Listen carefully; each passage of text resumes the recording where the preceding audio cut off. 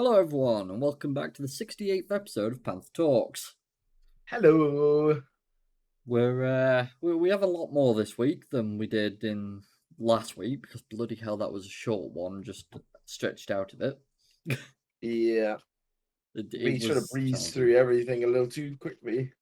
Yeah, this week's a bit more interesting because we have the announcement of Assassin's Creed Shadows, which is Boy, was that an announcement too. wasn't it just?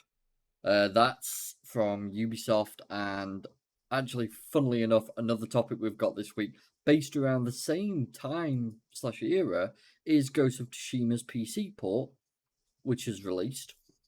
Gotta admit, I've been playing it myself because I have this on pre-order. It is a fantastic port. It runs phenomenally. I'm running on high across the board, and I'm always above 100 FPS. Always good to hear. It honestly plays really nicely. I'm really enjoying it. I've not crashed at all so far, which is a good start. For PC Impressive. ports, this is all pretty good. After that though, we will be discussing Rockstar's co-founder, Dan Houser's new game, and apparently this will be an open world adventure set in a sci-fi expanded universe. Sound familiar, anyone?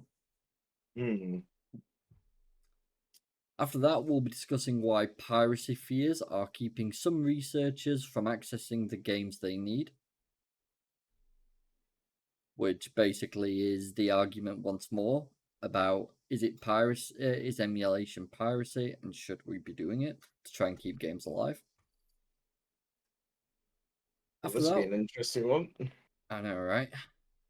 After that, we'll be discussing the fact that Arkane have pushed an update to Redfall one last time to Was add an that offline mode. awful vampire game? It was, yes. That was online only. It was. So it was And even worse than what we knew. I know, right?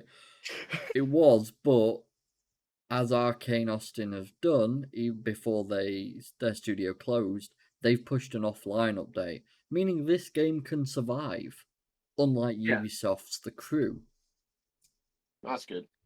Even though it Not wasn't a great game, the fact that people can still go back and try it and play it at any time is a good thing because it means no one's lost any of them money. It also means the people that have already paid for it can continue to play it if they want to.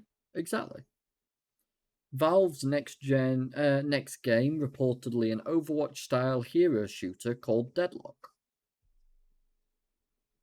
which will be an interesting one, I think, to discuss, because whenever Valve does a game, it usually goes pretty decently.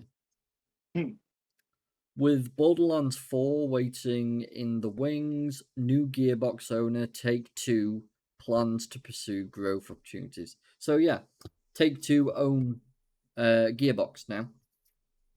Take-Two, for anyone who doesn't know, are the people that own, I believe, Rockstar Games. I'm pretty certain of that one. So expect some changes then. Yeah, they are. They're the ones that own Rockstar Games. So yeah, those are the topics for this week. Should be nice and interesting. But with all that said and done, let's move on to it.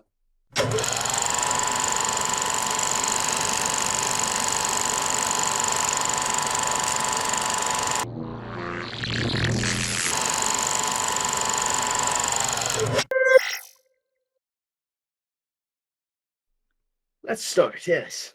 Let's start with Assassin's Creed Shadows, shall we? This was a crazy one to hear about during the week, though. So, Assassin's Creed Shadows got a release. And in my opinion, some of the choices they've made are for story reasons, which I kind of get, because for the first time ever, they've decided to base one of the main characters in the Assassin's Creed game on a real person. Which is interesting. They're running out of ideas. Well, this is the thing. Part of me believes it's because his life wasn't very well documented, so we don't know much about him. But on the other part of it, I also think it's part to fill their diversity quota. Oh no, not one of these again. So, one of the person who is based on a real person is this guy here. One of the few samurais that were not Japanese, Chinese, or whatever. I forget which race they are. Like the typical stereotype. Yeah. He is actually based off a real person who was brought over from Africa as a slave and eventually worked his way up and became a samurai. Not much is known about him. He was known to be at certain special events and known to have died by a certain date, but they can't say for certain because there's not much documentation. Now, out of all the possible samurai they could have chosen, they went for this one. As I said, I think part could be because his life was so little documented, so that they can do whatever they want with it. But on the other side of it, I do think it was a reason to add someone of colour from a different race to this picture, which I can understand and I can respect to an extent. I do feel like some people are taking it a bit far because there's a lot of kickoff regarding this entire thing. But the part I personally didn't like, I don't know if have you seen the trailer, Will? I have not, no. So maybe whenever you showed it at one point, I probably watched, but it's only off just come out memory this week. So no, I probably haven't then. Yeah. So I watched it when it released, and at first, you know what? Actually, shall we watch it? May as well. We may as well, hadn't we? It's just so that we can fully get to an understanding. Go away, you. I always have that muted, so I don't know why it happened. Here we are. So I'm gonna turn the audio down. Actually, I'll probably be best muting the audio. People can watch it with audio in their own time. I don't want to put it on just in case there's any problems that we end up occurring. Oh, you can actually see my little FPS thing in the bottom left now. Yep. Yeah, I have no idea how to get rid of it. It's been stuck there for weeks. I can't get rid of it. I'm still trying to figure it out. So, the reason I was so interested, one, it's based in either Japan or China. Great time period as well. The samurai, the ronin, all that sort of stuff. They were all interesting. I have a massive interest in this sort of time period. Reason I'm loving Ghost of Tsushima. Now, her, I'm intrigued by. Someone who actually looks like, oh yeah, they're going to be an assassin. Well and truly. Now, she's just seen this guy massacre everyone. a load of people. Just everyone. But apparently, it's forgiven and moved on. Now, obviously, there's going to be more about this, but in a trailer, that did not make any sense. No, it doesn't make any sense. You massacred my village. Okay, I'll forgive you. Let's work together. I don't think that's how that works. Massacres a village, gets forgiveness, and goes straight back to massacring more people. Yeah. Now, he's a samurai, which is cool. My only, major issue with this is, as I said, I'm playing Ghost of Tsushima, where you play as a samurai. Yes, they are bound by honor, but there is no stealth on this guy's part. He's built to be a warrior. That is it. She is stealth, he is brute force. And they want you to play both. Like, I play Assassin's Creed to be a stealthy, sneaky assassin. That's what I used to play it for anyways. Before it just went, let's play numbers. Yeah, it's kind of the whole point of Assassin's Creed. Because that's kind of what an assassin does. You know, they kill people without being noticed. Yeah. Well, supposed to. But as you'll see in this trailer here, They're trying to be quite quiet. They basically snuck in and then they killed a few people. But then this is what really just made me go, okay, I see how this is going. Giant metal spiky club. Literally broke the person's sword or spear or whatever it were with the club. I honestly had no idea what to say about this. Yeah. Also, why would you get the big brute to say, "We are the shadows"? You are the epitome of not stealthy.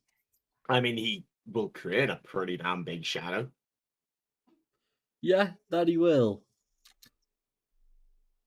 And my other question, how, once again, has the hidden blade changed? It's supposed to be this ancient device that... Oh, they changed it again? Yeah. Now Right. it's able to bend and turn into basically just something that you can stab from the side. It's just a butterfly knife now. Effectively, yeah. They So can't just... that was the can't just let trailer. us have what we want, can they? No. We can't just go back to the Ezio days of you need to do this stealthily. If you try and do it basically like a fucking lunatic warrior, you're probably going to die. That's the thing. The older games, yes, you were perfectly fine for the most part to get in combat. But they made sure you were outnumbered enough that you needed to run. Yeah, like the whole point is you're meant to be playing it as a stealth game because that's what it is, a stealth game. Exactly. Now, sure, there's probably still like scripted moments where you have to fight like a lot of guys or eventually run or something. Yeah. Don't get me wrong, I'm very intrigued by the weapons and stuff like this because this sort of weapons from this sort of time period and I things mean, like that were you love to interesting. see new weaponry to use. Like some things like the hidden blade. That should Yeah, always remain the same because it's meant to be iconic, you know? But exactly. just general weapons to use, you love just to see like new variations, new styles of combat, stuff like that. Yeah, Just to keep it feeling fresh. no, I fully agree. Okay, let me just quickly double check I'm reading this right. Ultimate Edition, you get a pre-order quest, which basically is a quest that was supposed to be there by default, but they removed it to charge you more for. Pretty much. Play for 3 days early. So in other words, you're just Early, adding early 3 access is days. always like a great thing. You know, it It, means people pay a couple extra pounds to play a bit earlier, and the companies make a couple extra quid. Sure. yeah, I can kind of get behind it. To an extent, I'm sort of starting to see it as you're basically just delaying launch by 3 days because you want some extra cash. For companies Yeah. like Ubisoft, I'm not very fond of it. For smaller scale developers, yeah, I kind of get it. Season Yeah. Pass includes 2 upcoming expansions, DLCs, plus extra missions available at launch. This Typical sort of little thing. bit I don't get. The Yeah. upcoming expansions, yeah, that makes sense, but once again, this is more shit that they've just taken out of the base game just to charge for, a bit like the pre-order bonus. Yeah. Ultimate Pack, Character Pack, yeah, they're normal. Hideout Pack, normal. Filters, normal. 5 skill points. So So now we're it's paying for level ups, are we? yeah. That's always stupid. Like if you're gonna play the game that has a level up system and you can just buy the levels, what's the point of playing the game? Yeah, that's my big question here. I don't get that. That's weird. Yeah, Yasuke is actually a real person now. He or was a real person. Feudal Japan, yeah, I thought so. Shinobi assassin. So this person's actually an assassin. This person's not. They're just a samurai Hmm. who, for some reason, is working with an assassin. We'll learn more, I'm sure, but looking at the pricing scheme as well, £60. £95 for the gold The edition. fact, That's the fact that £35 more. you're getting the base game with the standard edition is surprising. At these Because points, yeah. just given like what road the games industry has taken, I'm genuinely surprised. Do you remember Telltale Games used to charge per chapter? Seriously? Basically, you could buy in chapters. So it'd be like, I think, £1 a chapter if you bought them on your, like, your phones and stuff. Jesus, So man. it weren't much. It worked out to about like £5, 5 chapters, which you got basically a full game out of it. So it weren't too bad. But Mm, there was that sort of practice years ago, and it got thrown to the wayside, and there was just like a flat charge, and you got the full thing. thank God. Yeah. Could you imagine that in today's market? That's kind of what I'm worrying about when it comes to Sony and EA, because there's already been rumors that EA are looking to add advertisements to their next big game, which is their like next big I'm Battlefield sorry. title. I'm sorry. What? Yeah, they're planning to add fucking advertisements to a full price video game. That's a joke, right? No. You're prank. This is a prank, right? Am I on camera? Yeah, you're on Prank Patrol. No. That's ridiculous. EA. I think it was the CEO. Adverts in games. There it is. EA fans are furious as company works on putting adverts in full-priced games. Here That's we are. crazy. Yeah. Ubisoft came under... Oh, wait. Ubisoft... Oh, yeah. For charging full price for Skull and Bones despite being a live service game with extra in-game purchases. Yeah, that's fine. Don't know why that. It seems publisher EA is looking at a different option to these models and wants to include more ads in its full-price games. As reported by The Verge, That's EA crazy. CEO Andrew Wilson had a lot to say about this topic in most recent quarterly earnings call. To answer your question on advertising broadly, again, I think it's still early on that front, and we have looked over the course of our history to be very thoughtful about advertising in the context of our play experiences. But again, as we think about the many, many billions of hours spent both playing, creating, watching, and connecting, and where much of that engagement happens to be on the bounds of a traditional game experience, our expectation is that advertising has an opportunity to be a meaningful driver of growth for us. We'll be very thoughtful as to how we move into that. Yeah, exactly. But we have teams internally in the company right now looking at how to do this very thoughtful implementations inside our game experiences. We've already seen it with like football. I mean, if you remember, like all around here. Yeah. But That that's more more their sponsors, you know? Yeah, exactly. It's not just random ads that they decide to throw. They people are paying money to go there or have that there. But I suppose that's kind of just It's the depicting same what thing. ads are. Yeah. Yeah. So that's what's gonna happen is they're the does that mean we're gonna get like massive updates? Not because anything's changed in the game, but because they have a new sponsor and they have to add in a shitload of ads. Possibly. I mean, I do recall seeing. I'll see if I can find it.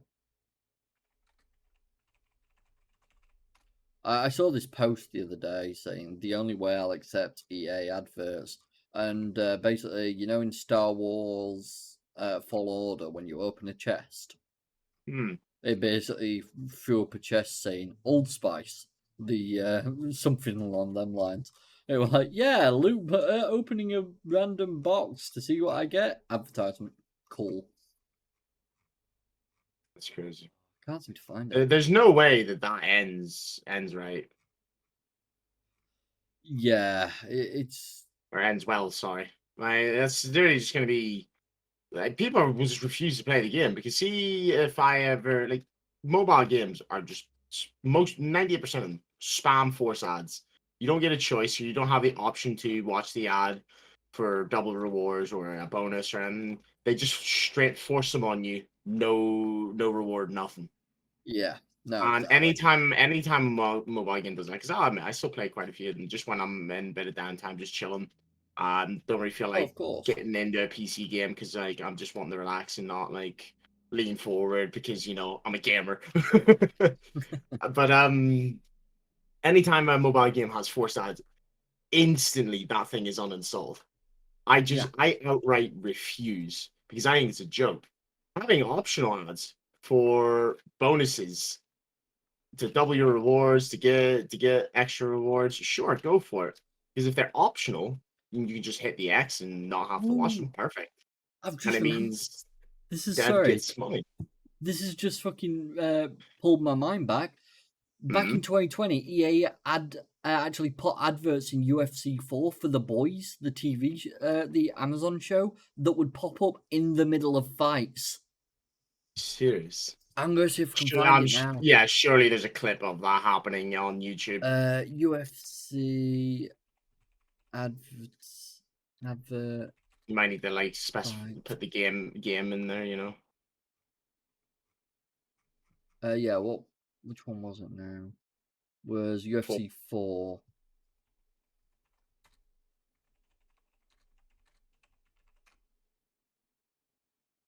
Come on, there's got to be something. that's Ah, there it is. crazy.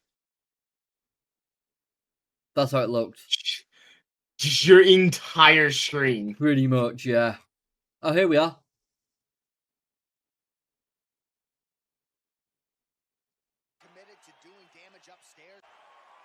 So this is how it would look. So instead of just having the classic like effect for camera changing, they just plaster the boys over on the stadium as well. Yep. That's exactly how it looks, basically. Is there more? Oh my god, so much. It's So, just constant. that's what EA did before. Back in 2020. 4 years ago now. Do you Suppose think though they're we should advertising The be. Boys?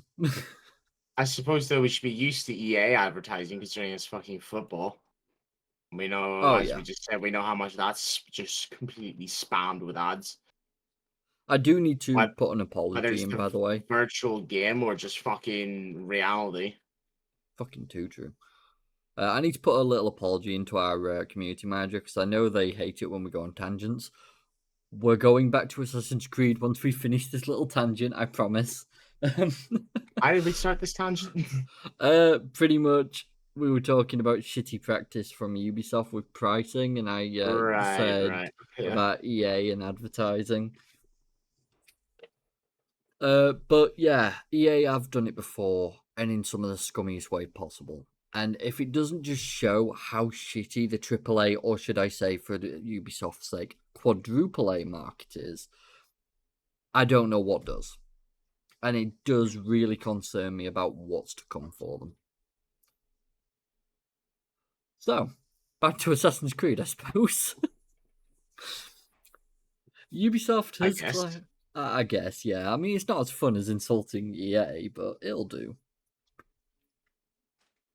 So, Ubisoft has clarified that Assassin's Creed Shadow, the upcoming tale of a samurai and a shinobi in Sengoku-era Japan, will not require an internet connection to run. Holy shit, what a rarity.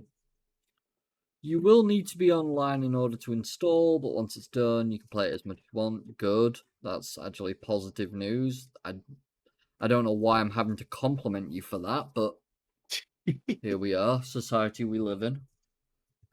In fairness, with current games forcing you to always be online and having no offline option solely so you can't play offline and avoid the ads and the constant store spam and new skins to try and coax you into buying shit. Once again, Ubisoft, the crew, ironically. Forgot about that. It all links back. The confusion arose from Assassin's Creed Shadows' PlayStation Store page, which indicated that an internet connection would be required to play the game. I can see why now why people were a bit annoyed. Didn't go well over well with some fans because first because Assassin's Creed is a single player game, and also because Ubisoft's penchant for pulling the plug on older games, the recent decision to shut down support for the crew, rendering it unplayable, helped spark the Stop Killing Games campaign that seeks to force game makers to ensure their products remain playable even after online support is ended, which I am fully for. I really do agree with this entire thing. More people should check out some of the signatures that you can put down. If you go to www.stopkillinggames.com, take action here, choose what country you're from. What state is that actually in? What the signatures? Well, we'll check our country, shall we? So if you sign the petition, we're at 25,460 signatures here. So I do genuinely recommend just go to your country, do step one, basically contact them, and you can spread the word via social media. All of these will be of massive help. So please go there and do that. And basically fight for companies to stop killing games like this. And subscribe. Even though I didn't put my email address in because I don't want anyone to see what my email address is. So, Ubisoft said, "Hey everyone, we wanted to share some early information on the upcoming launch of Assassin's Creed Shadows, following some questions we've noticed in the community. It will not require an internet connection all time. An online connection will be needed to install the game, but you will be able to play the entire journey offline and explore Japan without any online connection. We're super excited to bring you all into Assassin's Creed Feudal Japan." There's an answer to one of your questions, by the way, from earlier. It's based in Japan. Yeah, I saw that earlier when we were looking at the store page. I do love, though, how they always say, we wanted to share some early information on the upcoming. I always feel like that's supposed to mean, oh, right, yeah, we're going to get some quite a bit of information, like at least two things.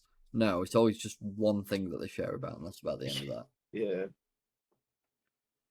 Having to be online to install a game is annoying in its own right, but hardly unusual. How is it annoying? I mean, these days, like I don't understand how anyone is playing without an internet connection. I mean, for us, I guess it's supposedly something different because we're on PC. The entire storefront is like that. That's what we're used to. For consoles, I can kind of see why, but even consoles now, like look at the options that there were. There's no disk drive in some of them now. Yeah, I mean the other thing as well to look at is even if you just install by the disc without the internet, you still need the internet to install the day one patch, which will change the game drastically to what's installed on disc. Yeah. So, which we never used to have stuff like that because updates wouldn't get done. The game would be fully released, tested thoroughly and released in good condition. I know, right? Not released and just left to fester into a community of toxicity where they're all giving 7 billion negative reviews on the store page, What game are we talking about here? Fucking any game. I was gonna say the toxic community sounded like Rust, but then you said like all the negative feedback. I'm like, okay, which game specifically? It's just any game that's been released in the last 12 months. Let's be honest. Yeah, or at least the majority of. You're not that far off at all. You know what? Sorry, this is annoying the shit out of me at this point. Right, you here.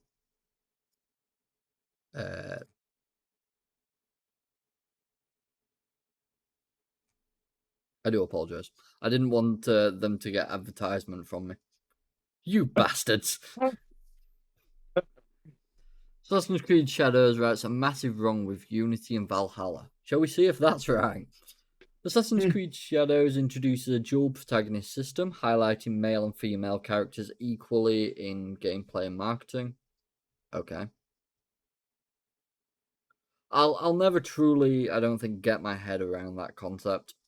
But hey, you do you. The game features yesteryear an African samurai with power-focused gameplay, and now a ninja assassin specialized in stealth. Shadows aims to correct past mistakes in female representation seen in Valhalla and Unity, prioritizing equal character importance from the very start in the game's marketing. I mean, have you never played Liberations? You also got to think about, the time period these games are set in. Yeah, I mean, the big... It's not like these are the players' point of views or the developers' point of views on literally anything. They're just making a game that's based off a time period, and they're trying to keep it accurate. There you go. Female protagonist Assassin's Creed game. Happened years ago. When was the release date? 2012, October 30th, for the PlayStation Vita. Oh my god, the Vita? That thing was terrible. A lot of people really like it. I don't know, I just feel like PSP was crazy. PSP And was the Vita came out, great. it's like, oh, it's cool. It's an upgrade from PSP, but it's like, sort of over it by this point. Assassin's Creed Shadows female protagonist doesn't feel like an afterthought. No, because they'll have designed it around the idea of having two protagonists. Though, once again, I would be more than happy to just have the female assassin because she fits. Whereas I don't feel like in an Assassin's Creed game he should be there as a protagonist. I'd be more than happy to see him as an antagonist, considering we saw him butchering people. That is true. It's surprising that he's not. It is a weird opening to the game. Yeah, they've really left a lot of questions, but to be honest, they've just made it seem more confusing more than anything else. So yeah, we'll see when it properly releases, but I'm one of these people that truly, I don't care whether I play as a male, a female, whatever else. That does not bother me in the slightest. What bothers me is if the character you have created is written well, if their ambitions suit what is going on in the narrative, and if the story around them is interesting and intriguing and pulls me in. That's all I care about. You can write whatever character you want as long as you hit the criteria for that character being who they are, basically. They need to fit the environment and the world that you're making and the story. If you're doing a single player game where you play as the main character, it's kind of like the most important part of the game. Exactly. So I've never really understood this whole, it's really important about what the character is or anything else. Just as long as you write a good character, I will play as anything. I do not care. Really don't. I mean, look at Stray. People love that game, and you just play as a cat. Like, come on. Again, it doesn't need to be anything specific. Just make a character and make it good.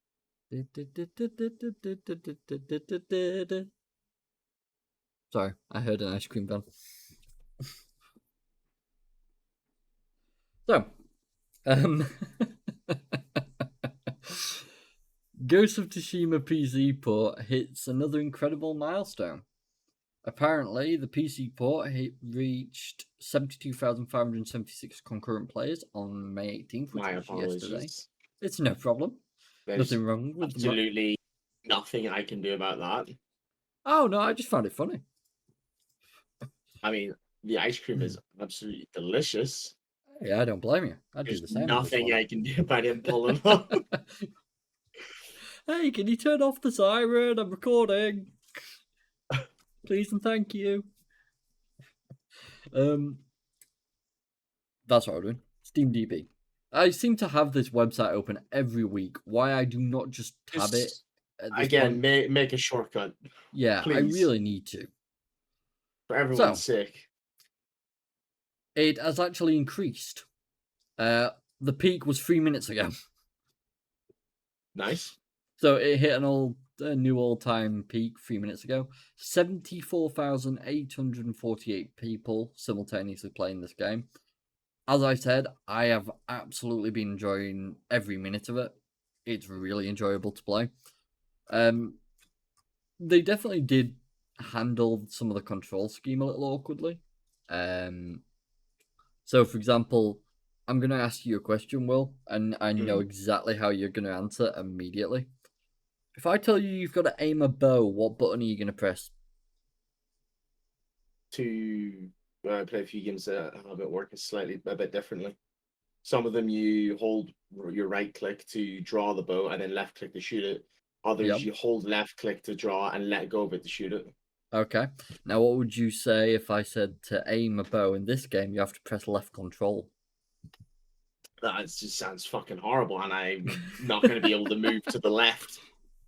I'm not going to be able to move to the left while trying to aim. See, I have no issue with that because I use my pinky finger for my shift control, everything like that. So I'm alright in that regard. But what it is basically... I could probably do it. It would just be very awkward to start. Yeah, that's how I felt. Because, like, control is aiming your bow, alt is to dodge. I kind of got that one. Shift, run, normal. WSD, move around, space, jump, all that shit. But you do, because it's all based primarily around sword play and using a katana, your left click is your light attack, your right click is your heavy attack. So they kind of needed another way to bring in the bow, which I understand. It can just feel a bit awkward to quickly do in combat, but once you get used to it, it's relatively straightforward. It's one of them things, it's not the easiest thing to set up. I personally think considering I've got like 7 buttons on my mouse, I can probably just link some of them. And that might be my best bet. But yeah, it's interesting. I've been really enjoying myself. Realistically, awkward controls aren't too much of an issue. No. If you're an OG player when you used to play Skyrim on console, because you go from games that have standardized controls, very similar to each other, and you go to Skyrim where you're pressing Y to jump. Do you know how many games Bethesda made where that was common? Bethesda just, I don't know, man. He fucking Todd Howard built it for man. That's all it is. Oh yeah. So I thought I'd quickly take a look at this. Considering it's been out 3 days now, it's got 87% positive, 8,113 user reviews, which is not bad at all for a PlayStation game coming out. Obviously, it's got the PSN bullshit that we didn't want. I see DLSS. DLSS works fine for me. The first comment. Oh yeah. Or no, not DL. Oh, I'm thinking of something else. Okay, never mind. Of FSR3? No, I was thinking of fucking Denuvo. Oh no. Only reason I saw D and was like, oh no. Yeah.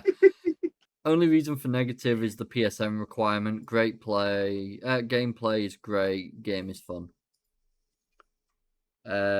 Crashes immediately when trying to run.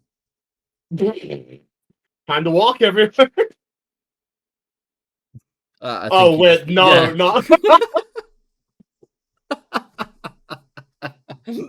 Well done, Will. Cut that from the recording. No, like hell. I'm keeping that in. That was hilarious. Fuck me. That's just automatic instinct right there, me saying that, dude. Oh, yeah. Crashes immediately when trying to run, very immersive.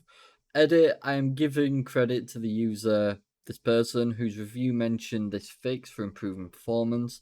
Here is what they said in the review. Also, if you don't care about multiplayer side of things or the PlayStation overlay, you can delete or rename the blank to %program data %/Sony Entertainment Inc. to get a 30 to 70% performance boost.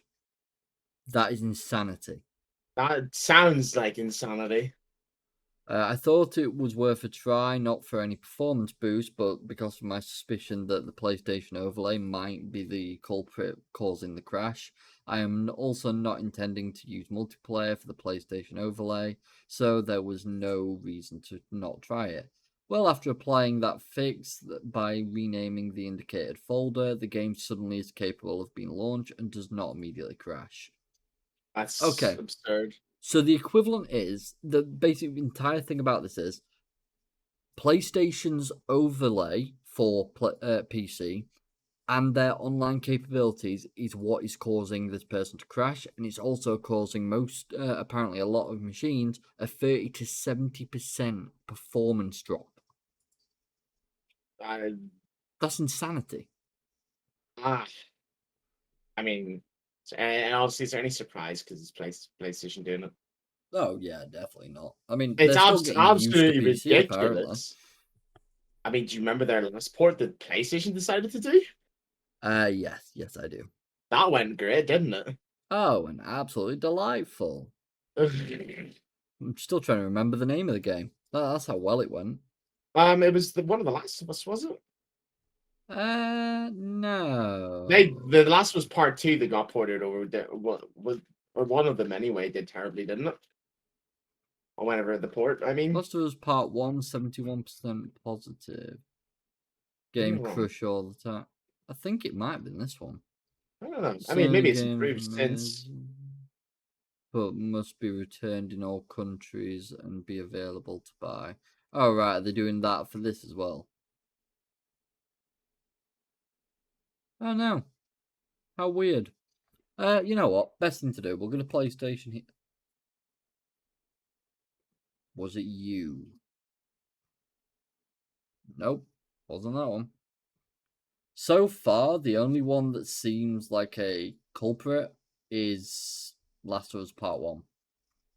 There was definitely one of them. I remember us talking about it. Yeah, I'm pretty I don't know if certain that it's was the got to one have that been. did absolutely horrendous or not. I mean, it runs like an old man whose life support is strapped to an inefficient diesel engine, but it runs. That is officially my favourite way of reviewing a bad game. I like it. I appreciate that. Yeah, I've got to admit it'll be this then. So yeah, The Sounds Last of Us is what they fucked up. But this runs really well. I really like it. And I'm happy it finally came out because, as I told you ages ago, Will, that was the game I was looking forward to for ages. well, some good news, eh? Yeah. So, Ghost of Tsushima port reached, as we've seen, further than what this claims. By this metric, Ghost of Tsushima is PlayStation's second biggest first-party PC launch ever. The figure is even more impressive in light of the fact that Sony decided to delist Ghost of Tsushima in 180 regions ahead of its release. That was because of the Helldivers situation, which is a load of bollocks. What's stupid though is like think of the amount of sales that they're losing. Yeah, exactly. It's within apparently an arm's reach of God of War's PC player record. Wait. Which is at 70. That means they've beat it.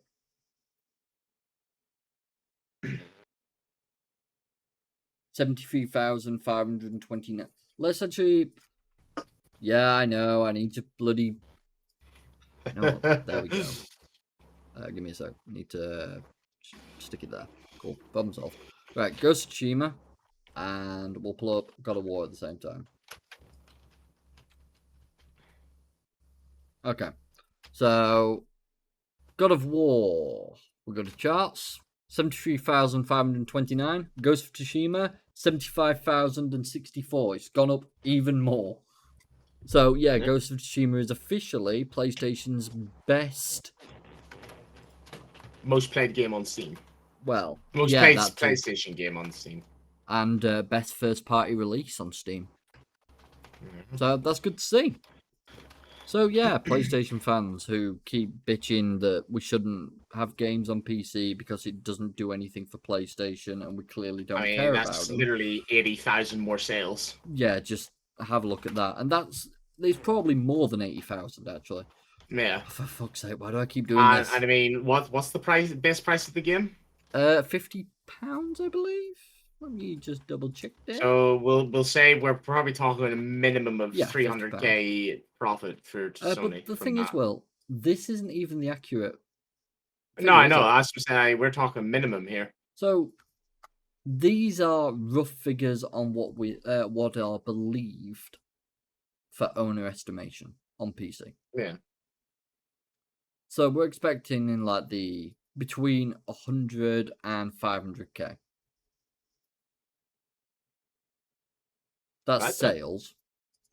So what I like to do, just to be safe, I like to do a midpoint of both. So if we go between 100 and 500, let's call it 250.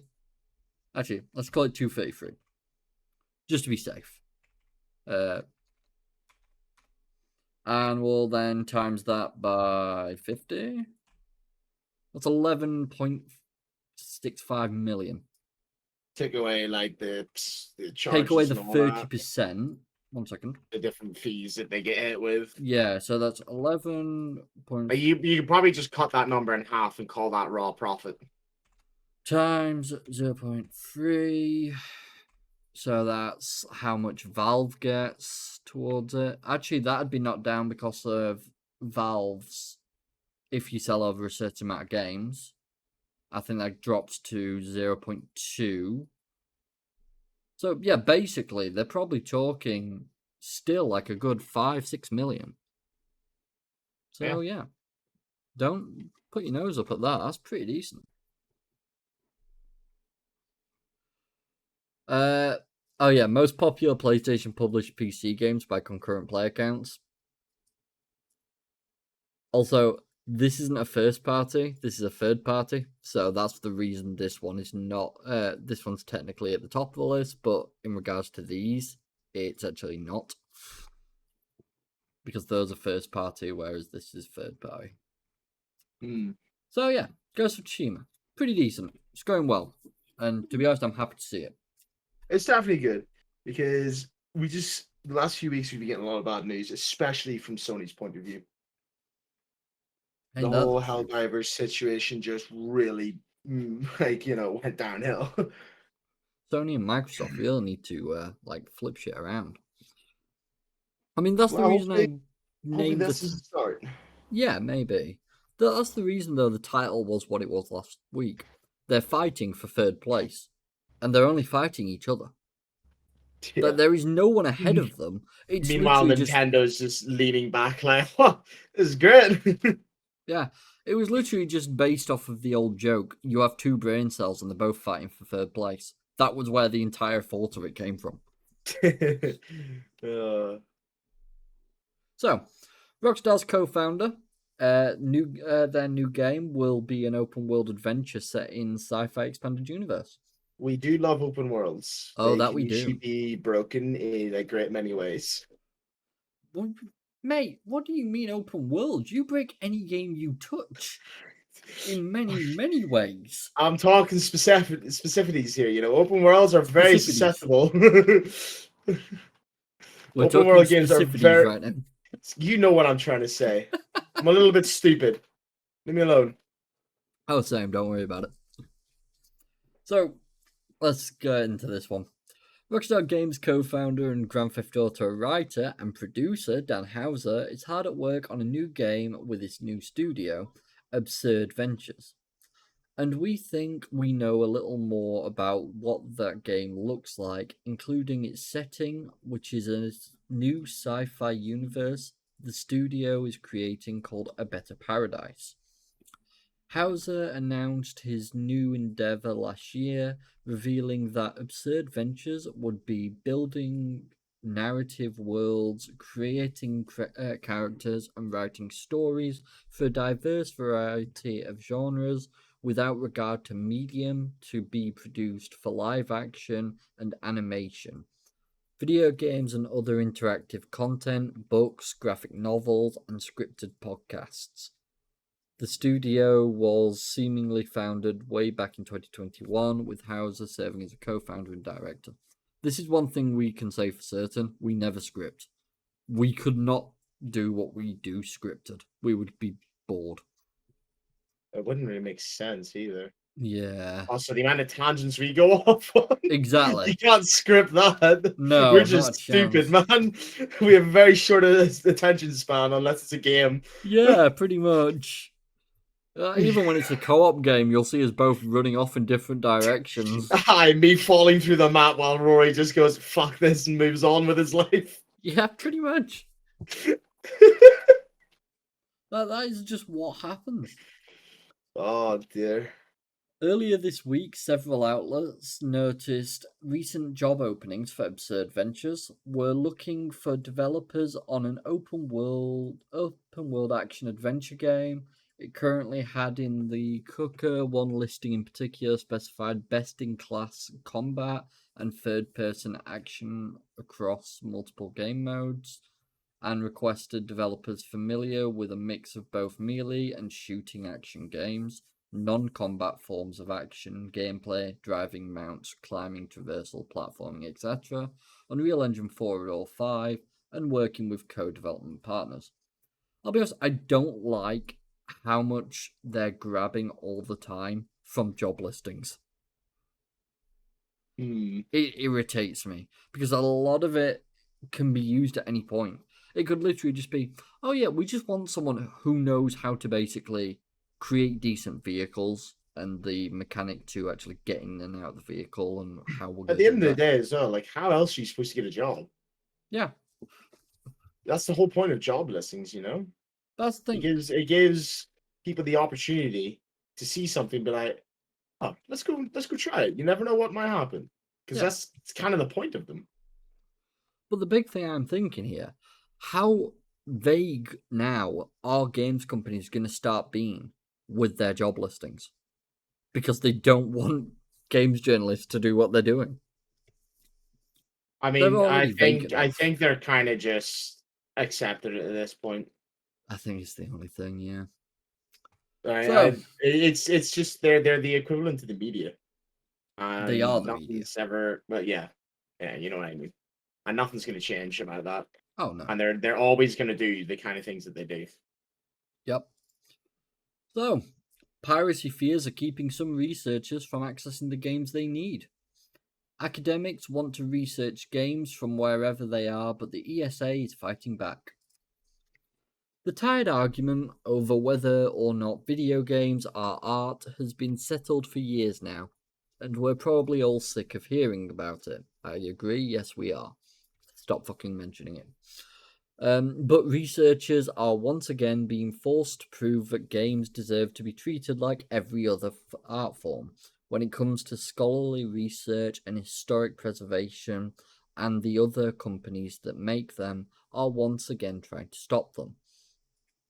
Last month, in a hearing held by the US Library of Congress Copyright Office, the Software Preservation Network, or SPN, made arguments in support of a Digital Millennium Copyright Act amendment that would allow libraries to bypass digital locks on video games so that academics and credentialed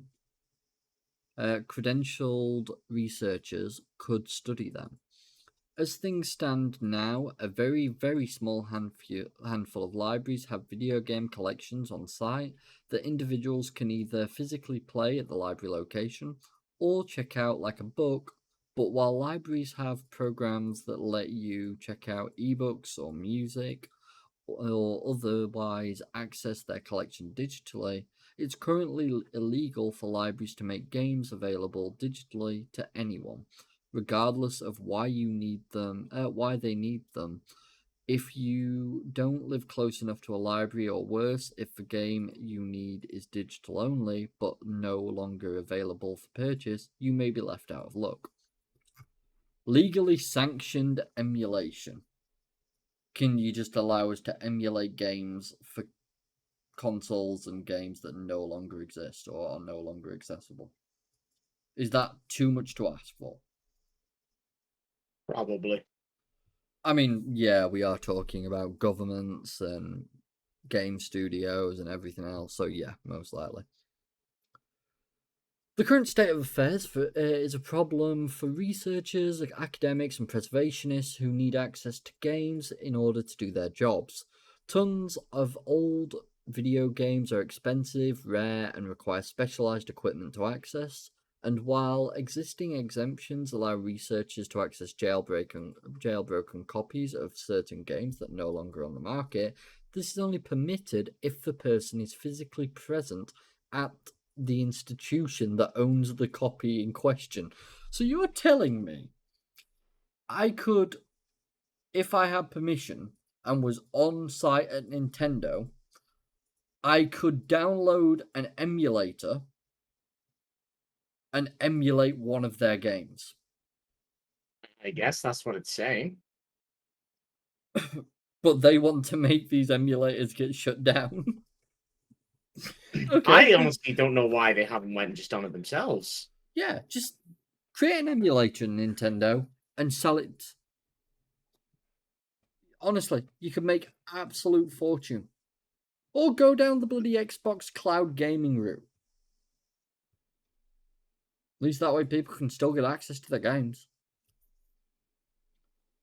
To address this, the Software Preservation Network recently proposed an exemption to the US Copyright Office that would allow libraries to make preserved games that are already out of market available digitally, specifically for research and education under the proposal.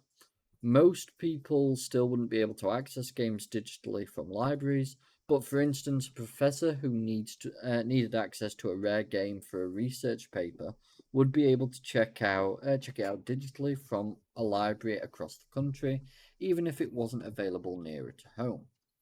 This seems especially critical given only 13% of classic video games published in the US are currently in release.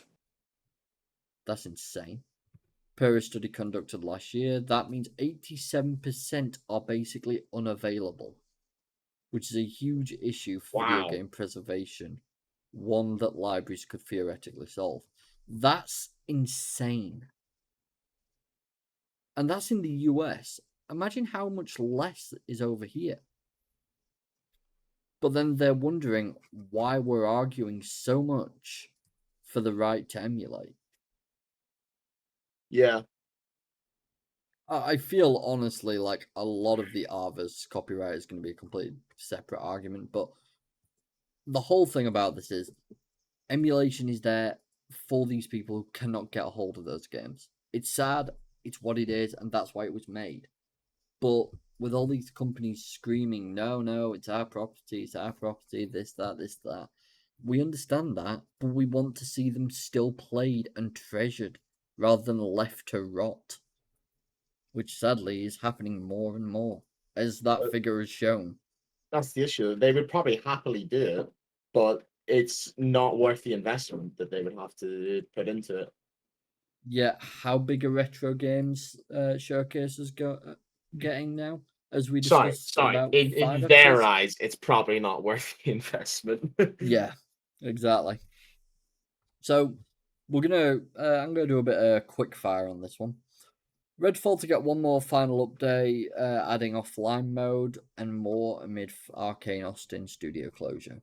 So, Redfall put out a tweet alongside the update saying, "Thank you for all your supportive messages. We are working to release our final update, Game Update 4, that will brings revamped neighborhood and nest systems, single player pausing, offline mode, and more. We'll provide additional details soon. Thank you all." This is just after, obviously, they have reported closure, I believe it is, and also Tango Software is gone as well, which is so sad. But yeah, Arkane Austin are going. And it is disappointing, to be brutally honest with you. But, I mean, it received a 4 out of 10 by IGN. If a game receives low from IGN, that says a lot. Yeah. It's like it sucks to see, but what can you do?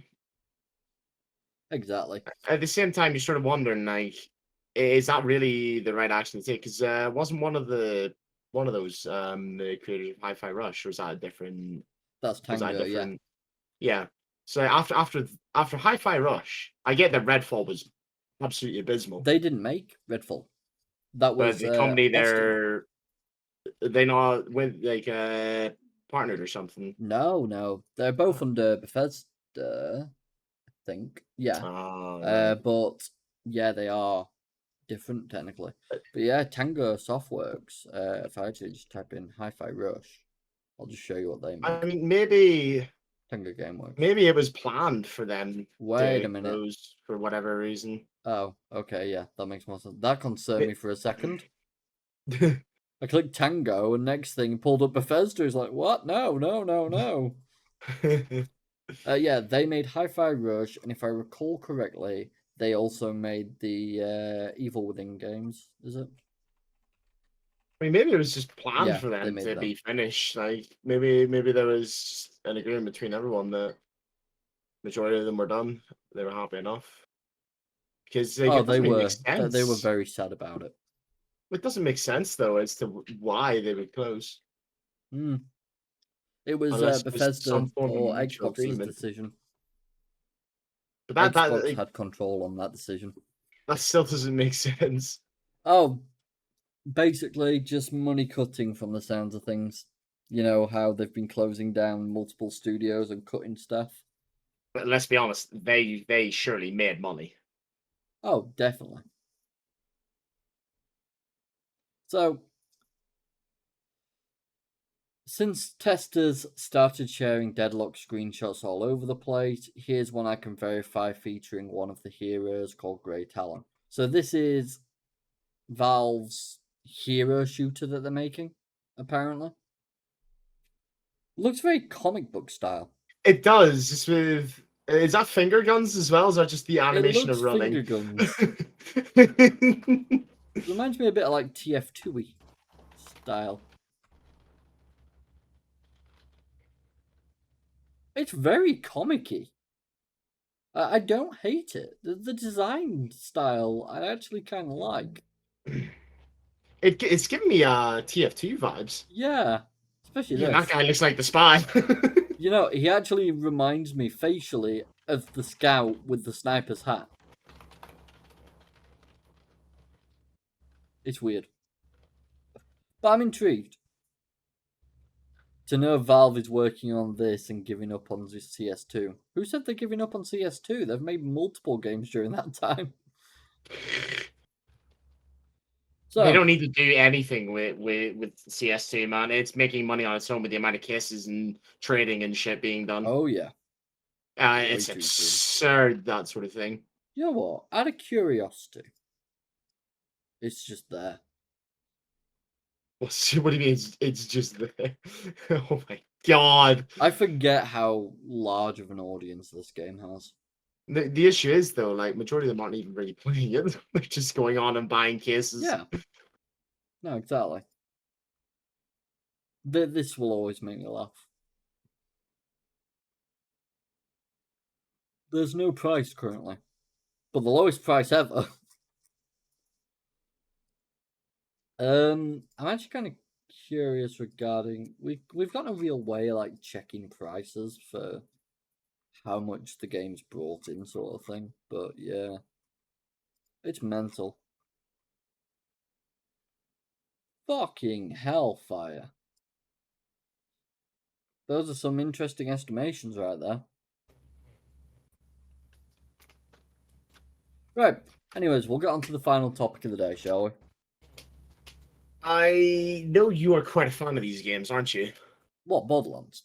Yes. I do quite enjoy a bit of Borderlands when I'm bored.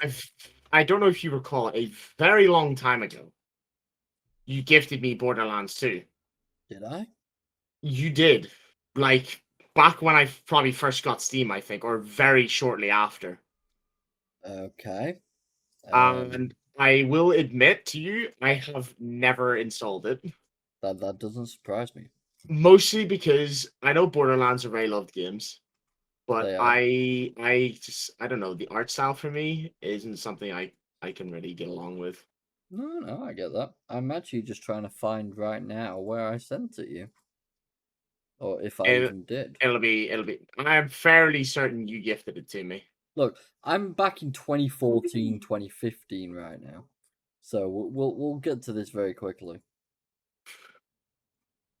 Did I have Steam back then? I might have. I'm now going into 2016. I went back all the way to the beginning. Fair enough. Wow. Back to a land before time, eh?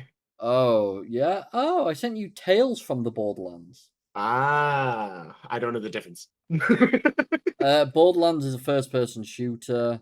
Tales from the Borderlands is like the Telltale game style. I see.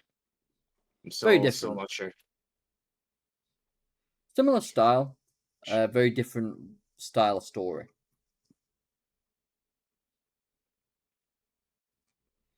Oh, I recently found out, by the way, before we move on to this, how to find out how much money you've spent on your Steam account.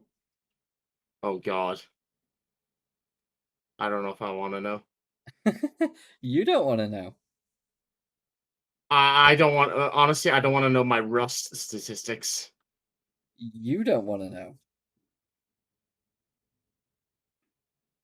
I found out how much money I'd spent, Will. You have like hundreds and hundreds of games, Rory. Yeah. I have 5K hours on Rust. Do you know how many shops that is? How many weekly rotations? Do I need to know? Too many, Rory. Too many. Too many. I'm just seeing if I can find this total as I did the other time. Because let me just tell you, I was quite fucking mortified when I found it.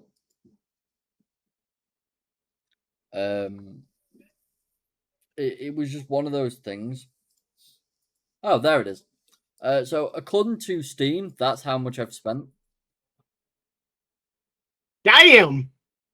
Yep, Chonky amount, my friend. chunky amount indeed. So yeah, I found that out and was mortified and decided, you know what? I'm not gonna do that again. That could have been used as a down payment on a house.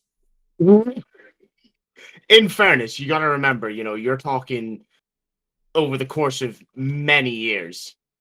You Yeah, know? you're talking like 13 years, something along those lines. Let me quickly just check my profile. 12 years, turns 13 this year. So, we'll go back to the topic. With Borderlands 4 waiting in the wings, new Gearbox owner Take-Two plans to pursue growth opportunities. Take-Two plans to go big on Borderlands now it owns Gearbox Entertainment. In March, the embattled Embracer Group sold Borderlands developer Gearbox to Take-Two for $460 million. As part of the deal, I know it's a lot of money. Isn't it just? The issue is, though, I'm like going over it in my head and just kind of going, yeah, whatever. Ever since Microsoft's Activision Blizzard purchase for like something, what were it, like 9 26 billion or billion? something? 9? Where am I getting 26 from then? I don't know. It was something along those lines. It was insane money. So 460 million now sounds like fucking nothing. Yeah, in comparison, absolutely. Which, though its publishing division 2K already had a long history with Gearbox, now owns the franchise Borderlands, Tiny Tina's Wonderlands, Homeworld, Risk of Rain, Brothers in Arms, Duke Nukem. Wait a minute, Duke Nukem, Brother in Arms. I can get behind those two games. Those are some oldies. Gearbox is joining 2K Games and will continue to be led by the CEO and founder, Randy Pitchford. Really shouldn't be. He's a bit of a problem, but I suppose he'll do. Gearbox has enjoyed enormous success with the looter shooter Borderlands franchise over the years. It sold nearly 86 million units across all titles, with Borderlands 2 secure as 2K's top-selling video game, with 28 million sold. Borderlands 3 is 2K's fastest-selling video game and has sold nearly 20 million units to date. Jesus. It's pretty decent when you think about it, man. though. It's just crazy numbers that you hear when you actually look at like full statistics Oh, of yeah. stuff like this. That's the thing. I mean, we can't get an accurate pricing though because obviously sales and things. Yeah, Uh, it'll never be accurate. There's just like no, the databases aren't perfect. They no, never will exactly. be. There's also just so many numbers constantly changing. Yeah, exactly that. Currently, Gearbox has both a new Borderlands and at least one exciting new intellectual property in development. 2K Games plans to reveal at the next iteration in one of the biggest and most beloved franchises at Summer Games Fest, which takes place on Ooh, Friday, June 7th, which is fast actually approaching, man. not that long away. That's like 2, 3 3 weeks weeks. away. Time has been absolutely soaring past recently. I know, I'm not enjoying it. Stop. It's not. It's not bad. I'm not. I'm Stop. not complaining. Get some help. No. Oh, okay. Yeah. If so, it would match up neatly with the release of the Borderlands movie, which comes out on August 9th. Oh, I didn't know they were doing a movie.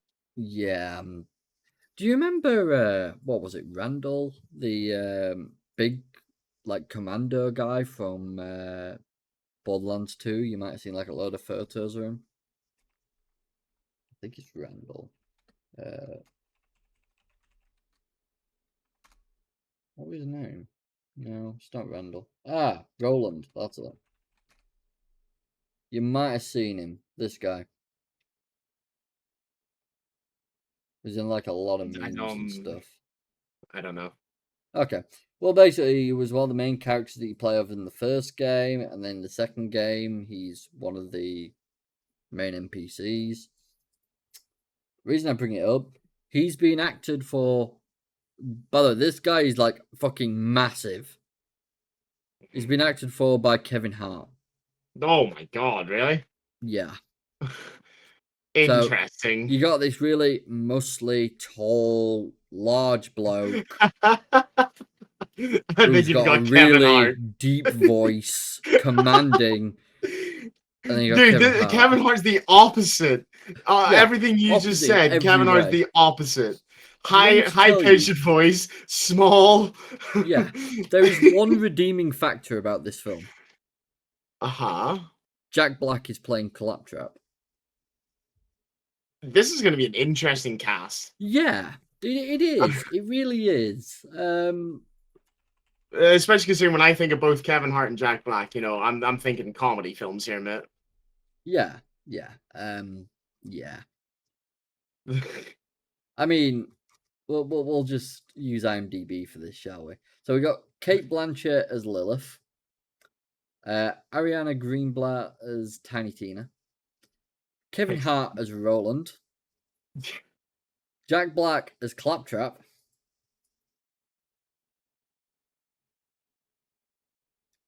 I don't even know what to say. I don't know either. Marcus looks reasonable. As long as they act like their characters, it shouldn't be too bad. But Tiny Tina, everyone has like heard of her. The little psychopath girl who loves explosives. She's suddenly a lot older. Sure, why not? And Lilith is also supposed to be like in her 20s. Clearly not. So yeah, there's quite a few changes that don't really fit well due to the cast choice. But it'll be interesting. It's gonna make for a really interesting film. Yeah. It's gonna be interesting to see what direction they decide to take with it. Honestly, I'm like, the only reason to watch it is Jack Black as Claptrap. There's many reasons to watch this, man. Just for the end result as well. Yeah, it's going to be like watching a clusterfuck on screen. That's all. It's going to be interesting. But yeah, overall, the thing to take from this, Gearbox is now owned by Take-Two, and Take-Two, they've got a good history of handling companies to a relatively decent degree. So, fingers crossed, things go well. Anyways, I think I've covered everything that I needed to cover. So, Will, do you have anything that you'd like to add? I've spent way too much money on Rust. I already could tell you that. Rory, way too much. What, do we have a total? No, I don't want to know. I don't want to look. I don't want to share it on camera either. I'm going to get a really embarrassing message in a couple hours. Probably. Anything else you'd like to add, other than your embarrassment about Rust? Nothing that I can think of, no. No worries. Well, with all that said and done then, thank you all very much for watching. If you enjoyed, please feel free to like, follow, subscribe, all that good stuff. Also, remember there is the Discord in the comment section where we always record and do our streams and everything else. And yeah, I think that's everything. So thank you all for watching, and we'll see you all next time. Bye for now, guys. Have a good one, guys. See you again.